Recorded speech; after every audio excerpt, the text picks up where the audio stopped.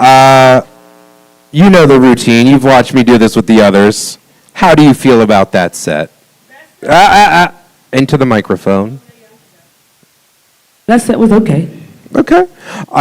You very much have a hip-hop style of DJing. Yes. I can tell that you have not spent time doing like house music, really. That's not the only... Because you're not a long blend DJ. Yeah. And you do this thing where you cheat with phrasing. So, and I don't know if anybody else was paying attention enough to notice this. You set a cue point right at the beginning of the verse for every track, too. So you're mixing the instrumental at the beginning, and then if you have too much gap, you're jumping into the verse with the cue point, right? It's not a bad technique. Thank you. Slurry liked it. I liked it. Your track selection was good. There are ways that you can utilize that trick better. And I like that you're doing things other than just playing a song and mixing it in. So you know that you want to have it on that one and you want to have it drop. You just haven't figured out the actual phrasing side of it yet. But that's something I can help you with later. Yeah. Track-wise, I like your tracks. Mixing-wise, you're pretty good. I'm going to say pretty good. You're not the best, but you're not the worst. And I definitely say that with a couple of hours of hanging out, we'll take you from where you are now to the ability to like rock any fucking crowd with any genre of music. Because I can see that you have that ability already in there. I just want to get you to the point where you're doing the technical side of it the best way that you can do it. And I know that we can get you to that real quick because you're already most of the way there. Microphone. Exactly. That's what I came here for. All in all, I'll say I really enjoyed everything you played. Like, music-wise, it's the stuff that I would play if I were playing like a slower hip-hop set, early hours or late night, either one. It could go both directions. I wouldn't do prime hours with that, but I would definitely get down and sexy with it, and I like that. This is usually like a beginning night of the set. Yeah. Like, I just jumped off something cool that I knew I was comfortable to jump in real quick. It was a comfortable one that I knew I can jump in real quick. Let me ask you this. The entire time you were playing, you kept your channel faders at like 4. You never went all the way to the top. Why? I don't know. I thought that would be too loud. Oh, we control that part. Oh. Yeah, okay. yeah. All right. Yeah, I was just I was watching on the video. This and is I'm my first time. So. Can I give a presentation next week on the show? Listen, I'm coming here to learn, so yeah. that's what I came here for. So. That's the best thing that I like to hear. I love it.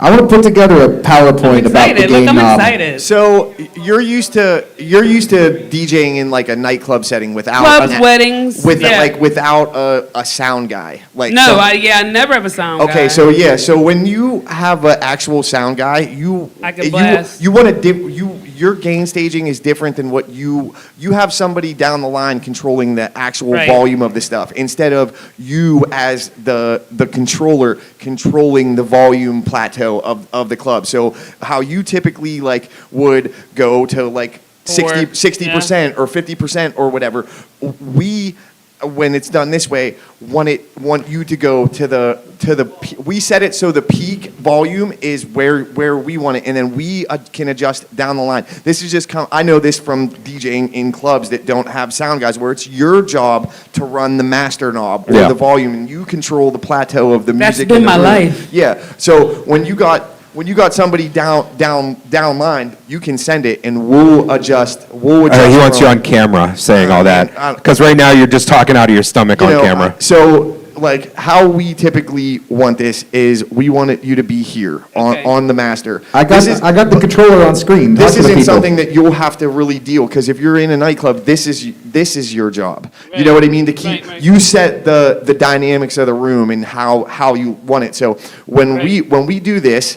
And your trims are, I'm going to just play something here, but not have any music. So this is ideally like 2 yellows. So that means when you're at 2 yellows, then this can go all the way up, and you're just gonna barely tickle that. And then we control the audio in the room. This also affects when we are doing like the video stuff. So if you're down here, we don't have a proper signal. I had to turn down. We have to turn you up in there to fit it. But this isn't something that, unless you have an engineer on site that does this stuff, it is your job as a DJ to control this all in the this levels.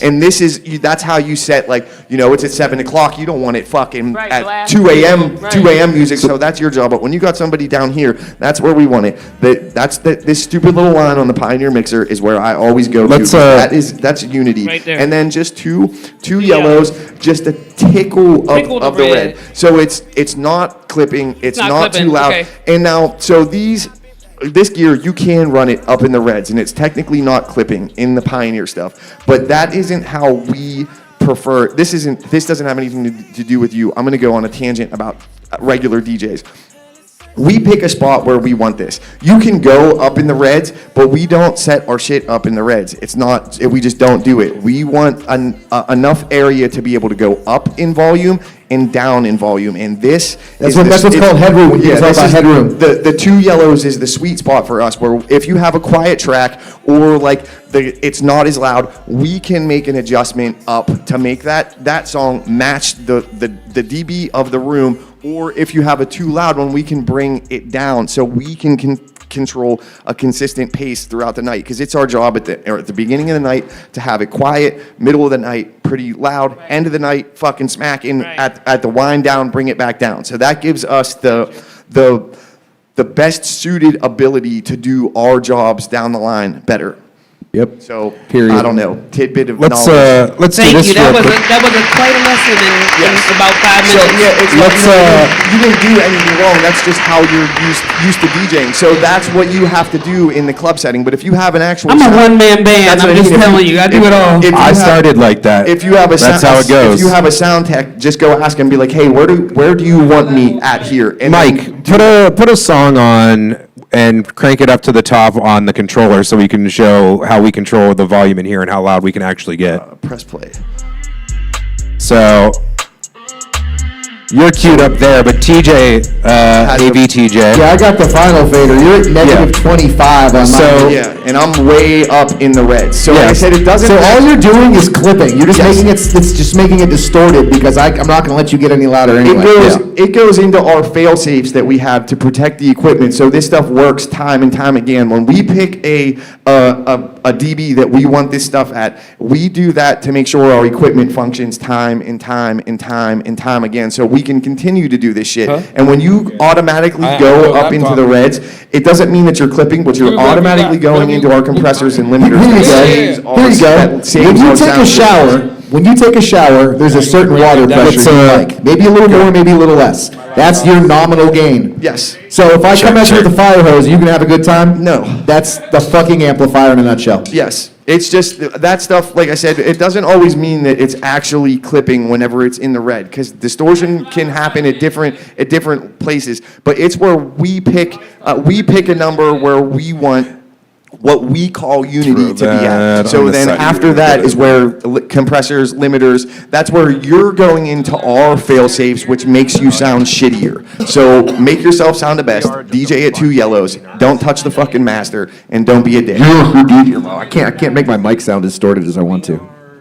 I can't like artificially clip with my new mixer. It's the cool thing about the digital thing.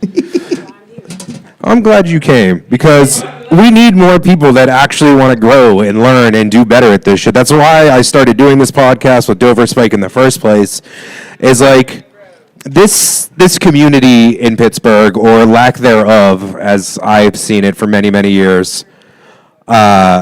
It needed some fresh life in it, man. It needed some people to try and bring us together and do some cool shit together. There is a team of fucking talented motherfuckers in Pittsburgh right now doing some fucking cool shit. Yep. I felt like I haven't seen this level of abilities in my squad and the people around me that I work with in, I don't think, ever. I feel like right now I have so many people that I'm affiliated with and associated with that are just doing fucking awesome shit. It's just fantastically awesome, and I feel inspired or whatever because everybody else is doing cool shit, and I'm just like, I want to fucking do cool shit too. Right? Let's all do cool shit together. Like, so This is literally my entire life's goal. Is like, how do I get all my friends to do cool shit together with me? super cool. That's how I feel right now. Yeah. I just have G's around me, like motherfucking the shit motherfuckers around me. It's awesome. Yep. Well, we grew up You know, I'm 40, you're 40. You know, we watched as this scene has gone up and down on multiple occasions at this Yep. point. And I just somehow rode the whole thing the whole way fucking through it, and now there's all these younger kids that are just like have the passion that I had whenever I started doing this, and it's cool just to see other people like, Have you noticed that the younger kids now listen better? yes, Because I didn't listen for shit. Yeah. And now I give young people advice and I see them apply it to their lives and be successful. And I'm like, oh my God, they actually listen. so a lot of times couldn't have like, taught me anything as I a feel kid. like I give a bunch of advice, but I feel like these motherfuckers already know what they're doing. They Yeah. know, like like I always say this. There's a million different roads to get to California, and none of them are wrong as long as you arrive at the destination. So if there is different ways that somebody wants to do something, that doesn't mean it's wrong. It's just different than what I'm doing. If the outcome is the same destination as mine, so it's like these kids got it all. They got their shit figured out. I got friends that got sound systems galore that are doing awesome shit, lighting dudes, just artists in general, fucking music producers. I got cool fucking people around me, and it's like it's a cool fucking thing to see. Right? I mean, when you own as much sound as you do, like, people are going to flock to you. It's nice. Yes. Yeah. You send out the vibrations, literally. Yeah, you know what I mean? It's like I feel like I feel like I've just been trudging along through all this shit for so long, waiting for this to happen, and it's happening. And it's like I finally feel like we have the ability to like fucking run some fucking shit. if we 100%. want. Like not in a bad I mean, way, but we it's like, literally are running some Yes. shit. We have 2 venues. We have 20 shit going on. DJs. We've It's got fucking sweet. sound all over the place. Yep. Like, I got so many humble fucking brag time, but speakers. like our combined companies, which have become one major company, have a big foothold Yes. within our nightlife community and our private events community in Yep. Pittsburgh. It's great. You know, we keep growing and we keep expanding. We keep finding new people that understand the vision and want to see it grow and want to put in the work. Yep. And Like I because of said- that, we keep doing the thing. I Hey, I X, just feel people that like you I only feel have like- 8 minutes up there.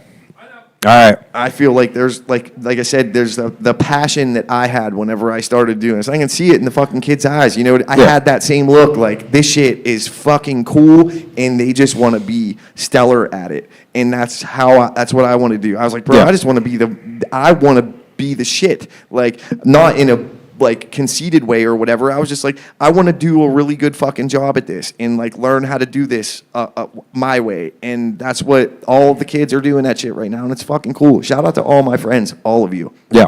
It's fucking sweet right now. I heard you and Rob are friends again.